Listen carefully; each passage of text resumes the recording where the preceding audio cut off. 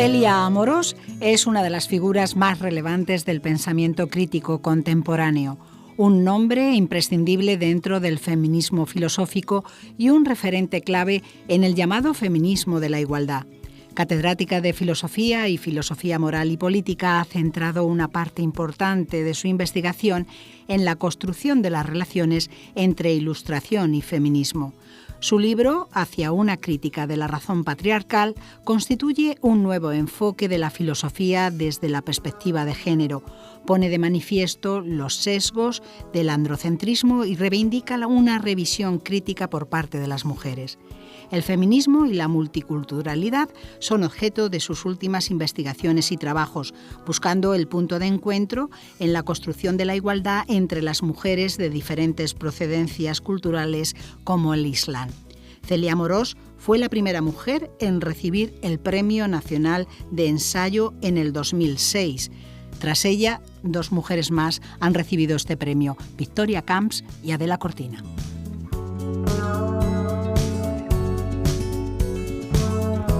Este año la serie Género e Igualdad estará dedicada a la figura y obra de Celia Amorós, un pequeño homenaje para una gran mujer. En este primer espacio nos acompañan Ana de Miguel, profesora de Filosofía Moral y Política en la Universidad Rey Juan Carlos, que imparte además el curso Historia de la Teoría Feminista que inició Celia Amorós, con quien ha coeditado también el libro Teoría Feminista de la Ilustración a la Globalización. Y Teresa Sansegundo, directora del Centro de Estudios de Género de la UNED. Y la primera pregunta tiene que ser para Teresa, para que nos comente qué es lo que ha motivado al Centro de Estudios de Género que dirige a proponer este homenaje a Celia Amorós. Bueno, en la UNED hemos tenido la gran suerte de tener a Celia Amorós Puente como profesora durante muchos años en esta universidad. Y Celia era catedrática, ha sido maestra, ha formado muchísimas personas y es una de las figuras más relevantes como filósofa y como feminista a nivel nacional e internacional. Entonces, desde el Centro de Estudios de Género, pues hemos considerado que era de justicia hacer un homenaje a una figura que nos ha permitido no solo a la gente que se dedica a la filosofía, sino a muchas mujeres pensar, razonar, animarnos, empoderarnos. Entonces, yo creo que es de justicia este agradecimiento a su figura.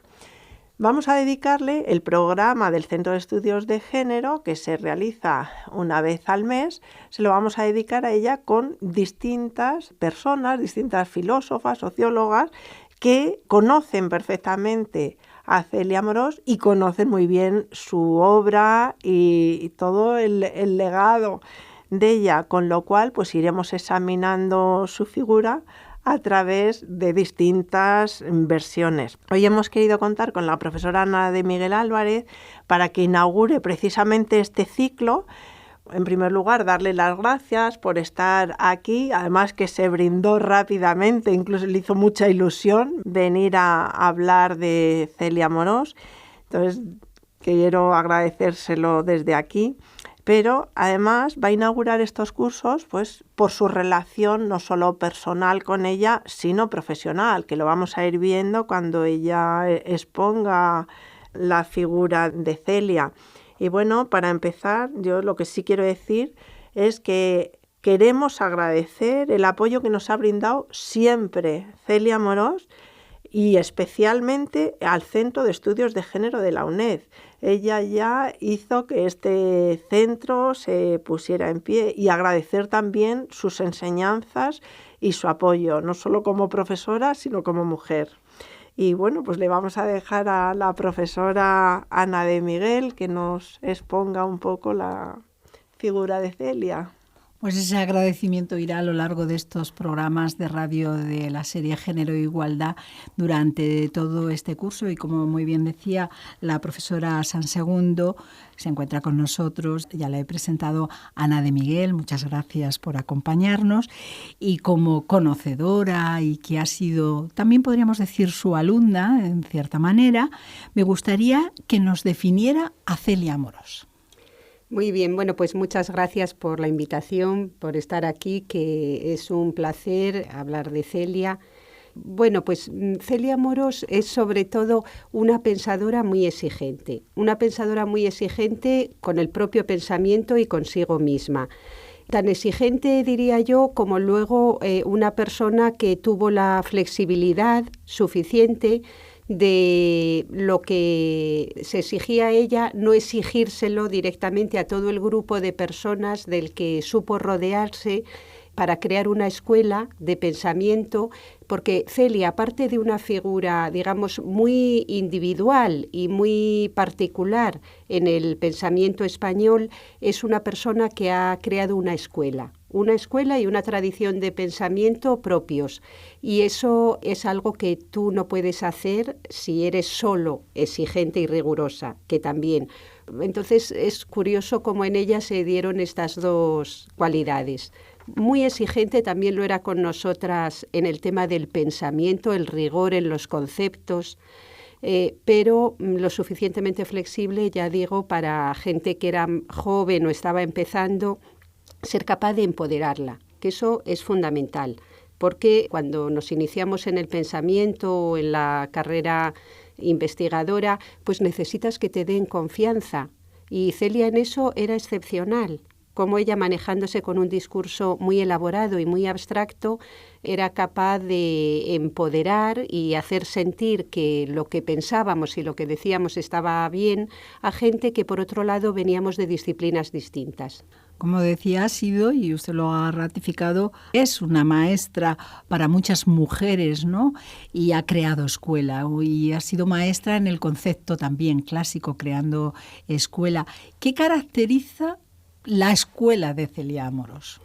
Yo creo que Celia tiene algo muy claro, que es la relación entre la teoría y la práctica. Es decir, siempre se acusa a la filosofía de que las filósofas o los filósofos están en una torre de marfil, creando conceptos alejados de la realidad.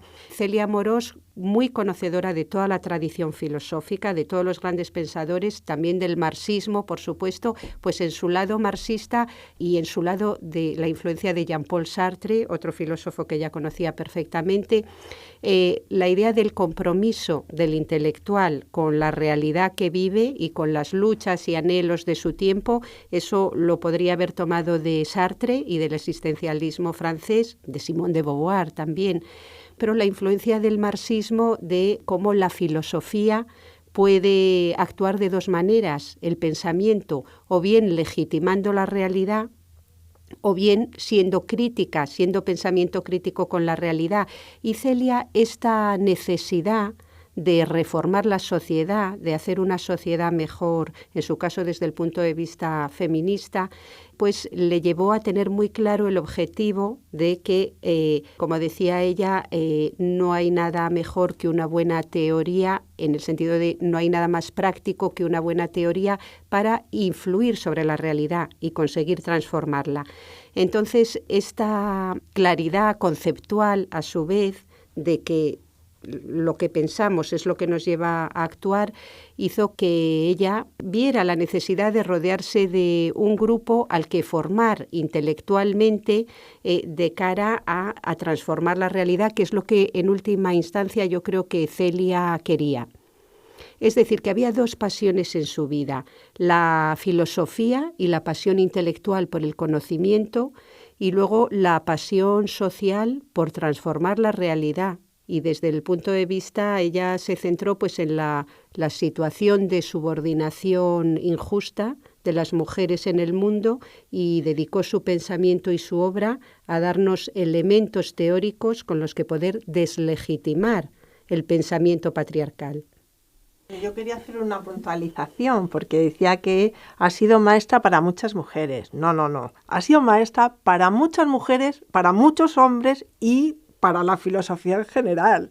O sea, el hecho de que sea feminista no quiere decir que sea solo para las mujeres. No. Yo creo que ha sido una maestra con mayúsculas.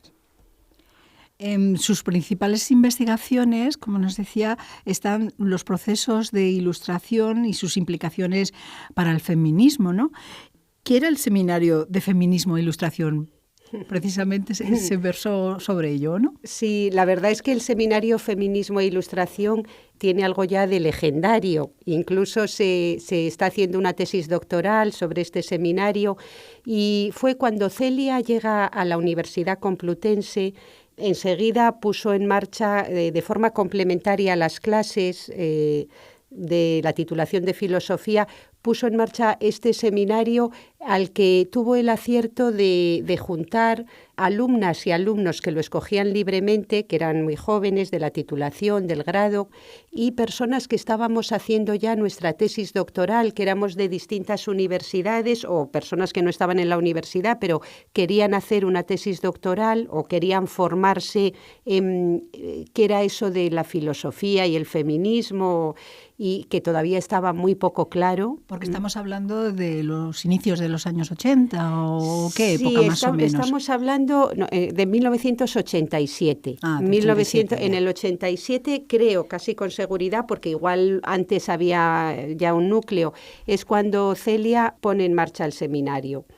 En ese seminario, pues es que Celia, la verdad es que tuvo que abrir un camino que era totalmente nuevo, que aceptara algo a veces tan rancio y tan conservador y tan ideológico en el sentido de legitimar la realidad, a veces sea cual sea esta realidad injusta, pues se abrió paso y logró el respeto de todos sus compañeros varones, como señalaba Teresa Sansegundo con tanto acierto, porque Celia siempre se la ha tomado absolutamente en serio la comunidad de filósofos. Y esto no es algo que se dé de por sí, porque el feminismo es una tradición de pensamiento, es un movimiento social, es también una forma de vivir la vida, son muchas cosas, pero el feminismo como tradición de pensamiento ha sido, y yo creo que sigue siendo, tan desconocida como denostada. Y el feminismo no tiene buena prensa, por muchas razones que no nos daría tiempo a investigar aquí. Formaba parte del seminario conocer por qué los grandes filósofos legitimaron la desigualdad de las mujeres. No es que legitimaran la desigualdad de las mujeres, es que legitimaron nuestra exclusión de todos los derechos, de los derechos políticos, de los derechos civiles, incluso de los derechos humanos, porque lo que hacíamos en el seminario, y eso en lo que Celia abrió este camino tan importante, fue descubrir cómo filósofos como Kant, como Rousseau, como Hegel, como Locke, como el otro, como todos, emplearon de forma consciente su pensamiento y su filosofía para legitimar la situación de exclusión y desigualdad de las mujeres, para legitimar prácticamente nuestra exclusión del propio concepto de ser humano. Esto era algo tan fuerte, lo sigue siendo, vamos a ver, pero era algo tan desconocido que realmente quienes íbamos allí tal vez éramos feministas o veníamos del feminismo como movimiento político, amábamos el conocimiento y la filosofía, pero no teníamos ni idea de lo que nos íbamos a encontrar. Nos íbamos a encontrar con que no es que la exclusión de las mujeres estuviera justificada porque era hace 2 siglos, no, sino que ya las mujeres lucharon muy activamente en la Revolución Francesa por incluirse en la Declaración de Derechos del Hombre y el Ciudadano y les cerraron la puerta, tanto los revolucionarios como los filósofos, las ideas de las que estaban armados estos filósofos y el pueblo en general. Entonces, la verdad es que era un descubrimiento, entre comillas, de tanto calado, ver la dimensión patriarcal de los filósofos que admirábamos y que por otra parte teníamos que seguir admirando. Pero claro, eso ya genera unas contradicciones pues que son las que le genera, yo creo, a toda mujer con conciencia feminista vivir en un mundo que sigue siendo tan patriarcal. Aunque me encantaría decir una cosa, que gracias a pensadoras como Celia Amorós, que Celia ha hecho alta filosofía y a veces algunos textos son endiablados y no hay quien los entienda, vamos, es verdad. Pero Celia ha conectado con el movimiento feminista, iba a dar una charla a Carabanchel, por ponerte un ejemplo, a una asociación de mujeres de allí, y ella conseguía algo que es impactante, yo porque lo he visto y lo he vivido, que es sin bajar el nivel, conectar con esas mujeres y que ellas comprendieran perfectamente la importancia de lo que Celia estaba diciendo para luego conseguir reivindicaciones prácticas y para empoderar al movimiento. Saber que teníamos razón, lo hemos podido intuir y saber siempre, pero las razones que Celia ha aportado al movimiento para deconstruir y deslegitimar la historia intelectual del patriarcado ha sido crucial. Y Celia se ha relacionado siempre, igual que decía antes, que se ganaba el respeto de sus compañeros varones filósofos, que nunca igual iban a abrir una página de sus libros, ha sido y es enormemente popular y querida dentro del movimiento, de las bases y de todos los estratos, si es que los tiene. Porque de alguna manera ella es también una impulsora, al menos en nuestro país, de la igualdad y sobre todo del feminismo, ¿no? Efectivamente, luego es que el feminismo tiene, como es una tradición de pensamiento y es una perspectiva sobre la realidad, una forma de interpretarla y de tratar de transformarla también, dentro del feminismo hay muchas corrientes. Las ha habido históricamente y las sigue habiendo. Corrientes que pueden tener ideas opuestas respecto a la realidad. Por ejemplo, en el tema de la prostitución de mujeres, hoy hay un debate muy enconado, pero muy enconado dentro de diferentes posiciones que todas se autorreconocen como feministas y opinan blanco y negro al respecto. Cuando Celia pone en marcha el seminario y el grupo y cuando filosofa, como decía ella, bueno, es que ella decía, yo solo sé filosofar de forma polémica, enfrentándome o a la realidad o a otras ideas. Pues el feminismo de la diferencia o los feminismos de la diferencia empezaban a ser muy populares en Italia y Francia, pero llegaban también a España. Y estos feminismos reivindicaban la diferencia sexual de las mujeres como algo a preservar y algo muy valioso. Y Celia comprendió teóricamente que esa forma de pensar a las mujeres como si fuéramos lo otro, que era realmente lo que había sido el factor legitimador de nuestra exclusión, de todos los derechos, de la vida pública, del propio concepto de ser humano.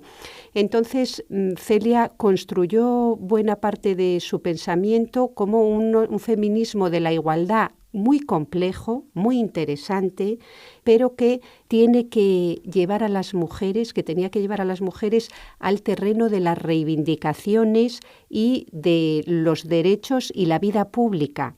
Y esta conciencia tan clara de que algunos tipos de feminismo podían ser igual atractivos teóricamente porque eran atajos, como ella decía. Las mujeres decimos, entonces, somos superiores a los hombres, nosotras nos dedicamos a lo realmente valioso, ellos, pobrecitos, están ahí trascendiéndose en lo público, pero nosotras, nuestros valores y nuestra vida son mejores de alguna manera. Y Celia comprendió que ese discurso era una especie de atajo, pero que no conducía finalmente a ningún sitio, y toda su teoría entonces es un análisis teórico que se liga a reivindicaciones y políticas reivindicativas muy concretas.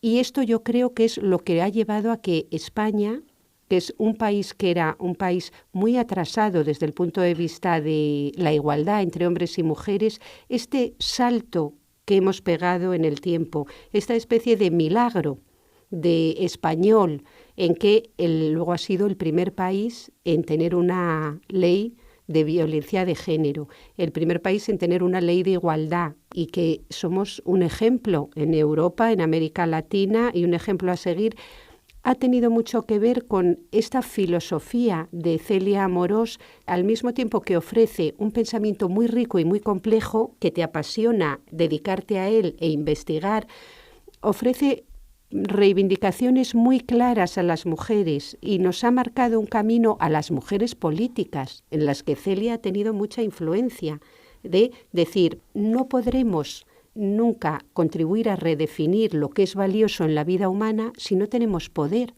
para hacerlo. Entonces, esto me recuerda así que Celia, cómo clarificó las relaciones entre mujeres, feminismo y poder. porque era algo que no tenía claro el feminismo, que decía, es que para ejercer el poder igual que los hombres, pues para eso no nos interesa el feminismo, o total para ser igual que ellos, o el poder no va con nosotras. Y Celia, con toda su tradición filosófica, vio que o llegábamos a tener poder o no tendríamos manera de influir realmente sobre la sociedad ni sobre nosotras mismas. ¿Se puede considerar a Celia Amorós, en cierto sentido, radical en su pensamiento feminista? Pues yo creo que absolutamente. Totalmente, Celia... pero es que yo creo que lo de radical hay que matizar, porque claro, el feminismo habla de los derechos humanos y habla de la igualdad, y cuando hablamos de derechos humanos es que hay que ser radical. Radical o en sentido estricto. En la defensa de los derechos humanos. Es que es una coletilla que muchas veces se utiliza para desprestigiar. Yo creo que cuando uno defiende unas ideas de justicia hay que ser radical defendiéndolas, o sea... Efectivamente, y además Celia usa radical en otros dos sentidos. Ella hace un feminismo radical en el sentido de ir a las raíces verdaderas del sistema de dominación patriarcal, raíces que están en nuestra forma de pensar y sentir, no solo con lo grave que es en la exclusión de derechos. Esos serán una consecuencia de cómo se haya conceptualizado lo que es una mujer. Entonces, ir a esas raíces profundas del pensamiento y los valores, en filosofía usamos radical en ese sentido, ir a las raíces, no a las consecuencias, sino a las propias raíces para actuar sobre ellas. Y también porque Celia se reconoce como una heredera del feminismo radical norteamericano que fue extraordinario. Obras extraordinarias como Política sexual de Kate Millett o Shulamit Firestone. Ella se reconoce no solo de esa tradición, pero muy heredera del feminismo radical norteamericano. Uno de los más interesantes y... Profesora de Miguel, decía yo al inicio que dirige o imparte el curso Historia de la Teoría Feminista, que en un principio inició Celia Amorós. ¿Qué significado tiene este curso de la Historia de la Teoría Feminista? El curso Historia de la Teoría Feminista, Celia lo creó como una continuación lógica y casi necesaria del antiguo seminario de Feminismo e Ilustración, porque Feminismo e Ilustración lo que exploraba era las raíces de la exclusión de las mujeres en lo que es la raíz de las democracias modernas, la Revolución Francesa. Y aunque seguía hacia adelante, luego quedaba cortado pues, al llegar el siglo XX. Y el curso de Historia de la Teoría Feminista lo que hace es, en 15 o 16 sesiones, exponer toda la heterogeneidad del pensamiento feminista, las diferentes teorías, que hay muchas teorías feministas, como ya comentaba antes, está el feminismo materialista francés, está la obra de Simone de Beauvoir, que para entenderla, solo para entender a Simone de Beauvoir se necesita que te lo explique una especialista. Están pensadores del XIX como toda la tradición marxista y socialista feminista, pero también el feminismo también radical de John Stuart Mill, y luego están todos los feminismos actuales que ya, como el feminismo ha entrado en la universidad y en los departamentos académicos, se expresa de forma muy compleja. Entonces, el curso está concebido para llevar toda esta complejidad teórica y explicarla bien, y el porqué de algunos grandes desacuerdos en la visión feminista de la realidad, llevarlo no solo a alumnas y alumnos, sino a todo lo que son las técnicas y técnicos de igualdad del Estado, a todas las trabajadoras sociales que trabajan en violencia de género y, como ha dicho Amelia Valcárcel, una gran compañera de Celia Amorós, por otro lado, casi ningún colectivo social, movimiento social, tiene tantas ganas de aprender teoría y de conocer una genealogía que se nos ha robado, las mujeres que pensaron antes que nosotras y que lucharon por nosotras, como el feminista. Entonces, a ese curso vienen muchas alumnas, pero muchas mujeres médicas también, o psicólogas, que quieren hacer feminismo conociendo la tradición feminista porque han sido influidas por esta idea de Celia de conceptualizar es politizar. Y conceptualizar bien es politizar bien y tener unas reivindicaciones que vayan a ayudar a la mayor parte de las mujeres y conceptualizar mal es politizar mal y con buenas intenciones querer mejorar la situación de las mujeres, e igual lo que estás haciendo es simplemente perjudicarla. Entonces la teoría es muy importante. Una de las últimas líneas, lo de los trabajos de investigación que lleva haciendo Celia Amorós, es sobre el feminismo y la multiculturalidad, ¿no? ¿Qué nos puede contar sobre ello? Efectivamente. Bueno, pues ese es uno de los temas difíciles y complejos de abordar en la actualidad. Celia le ha dedicado finalmente un libro entero, como es Vetas de Ilustración, un libro extraordinario. Y bueno, pues es que efectivamente uno de los planteamientos en esta sociedad globalizada es que se encuentran las culturas. El fenómeno de las migraciones siempre han existido, pero ahora somos mucho más conscientes de todo. Entonces es el tema de la relación entre el feminismo y las tradiciones culturales. Por poner un ejemplo básico, extirpar el clítoris a las mujeres es una venerable tradición que hay que respetar para no caer en el eurocentrismo o en el colonialismo occidental. Las filósofas o las pensadoras, las feministas occidentales blancas de clase media son colonialistas, y hay feminismos que mantienen que hay que respetar las tradiciones culturales. Y Celia Amorós, que es una gran defensora de los valores universales de la humanidad, pues está profundamente en contra. Celia, una de las cosas que ha escrito, dice es que el mundo humano no es como el de la naturaleza, en el sentido de que si la biodiversidad, que existan todo tipo de especies, es un bien siempre para los ecosistemas, que existan todo tipo de prácticas culturales no es un bien directamente para la humanidad. Cada práctica cultural deberá mostrar que no es injusta o que colabora a desarrollar el bien común. Entonces, para Celia, las prácticas culturales tienen que pasar por el tribunal de la razón y de la moral y del buen sentido de la humanidad. Y unas tradiciones, pues, tendrán que ir al basurero de la historia, como ha sido la subordinación de las mujeres. También era una práctica y una tradición cultural venerable por los siglos que tenía. O la esclavitud de los negros, también es una tradición cultural, pero que la humanidad ha decidido abolir.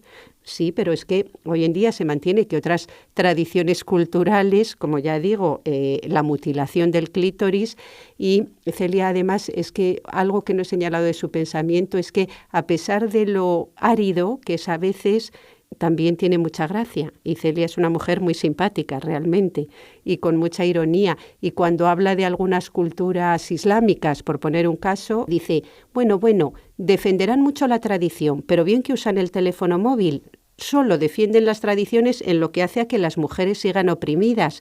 Entonces, con este ejemplo yo creo que queda claro cómo si tú vas a defender tus tradiciones por encima de todo, pues no cojas del malvado y diabólico Occidente ni el ordenador portátil ni el móvil, si es que se han inventado en Occidente, que sí. Y si los coges, pues tendrás que admitir también que lleguen las ideas en torno a la emancipación de las mujeres y en torno a la igualdad legítima entre todos los seres humanos, y como mínimo debatir con ellas, con estas ideas, no dejarlas de lado con este eslogan, pero que ha cundido bastante, de que no seamos feministas colonizadoras occidentales. Hemos llegado al final del programa y ya estamos viendo lo que va a dar de sí estos espacios dedicados a la filósofa Celia Amorós. Teresa, no sé si quiere contar o decir algo más, pero ya tendremos que cerrar. Pues yo nada más que darle las gracias a Ana de Miguel por haber venido, y a Celia Amorós agradecerle sus enseñanzas y todos los argumentos que nos ha dado a las mujeres y a la filosofía en general, y al empoderamiento que ha supuesto toda su visión para las mujeres. Y desde aquí queremos enviarle un abrazo muy grande. Sí, un abrazo muy fuerte, Celia. Pues un abrazo para ella y muchísimas gracias a Ana de Miguel por estos minutos que nos ha dedicado, y también a la profesora y directora del Centro de Estudios de Género de la UNED, Teresa Sansegundo. Gracias.